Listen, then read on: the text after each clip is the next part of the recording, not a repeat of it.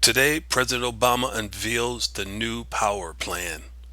And without any approval from Congress or the Senate, President Obama continues to make rules and regulations out of thin air.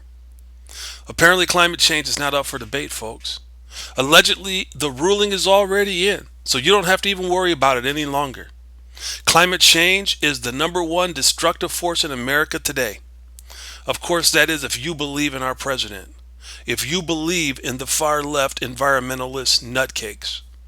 This is the same week that Republicans will hold their first presidential debate.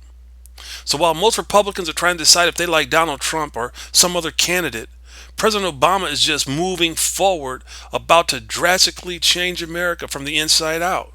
And interestingly enough, not one congressional Republican came out today and challenged President Obama. Not one.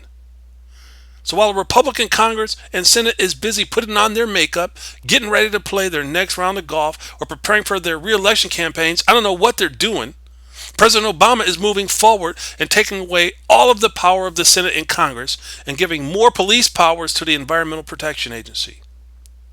Today, President Obama explained to his audience of clapping seals that carbon dioxide is the number one pollutant that we must combat. Most people don't remember their first grade science classes when they learned that carbon dioxide is needed in order for plants to produce oxygen. It's called photosynthesis, folks. Yet carbon dioxide has now become the most horrible pollutant in the world, according to our president and the far left environmental movement. So unfortunately, the lack of knowledge from all voters, that's Republicans and Democrats alike, is the reason it's easy for this president and any other politician to pull the wool over their eyes.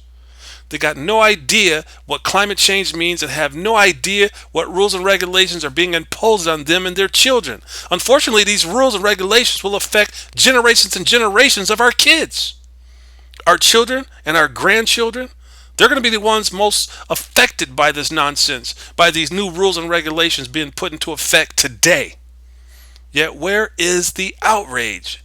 I don't see any outrage, not any. So while thousands of women and children are being mutilated, tortured, and killed in Africa by Islamic extremists, our president is focused on climate change. While moderate Muslims are being killed and tortured throughout the Middle East, our president believes that climate change is their biggest threat in life. While Iran is continually threatening the United States and Israel with the possibility of nuclear weapons, President Obama believes that climate change is the biggest threat to society today. The American public don't realize that they're losing all of their rights without a fight. American public, they don't realize that every time they hear the word climate change, another piece of that Constitution falls to the ground. The American people do not realize that they have been lulled to sleep, and unless they wake up quickly, the America they once knew will be non-existent.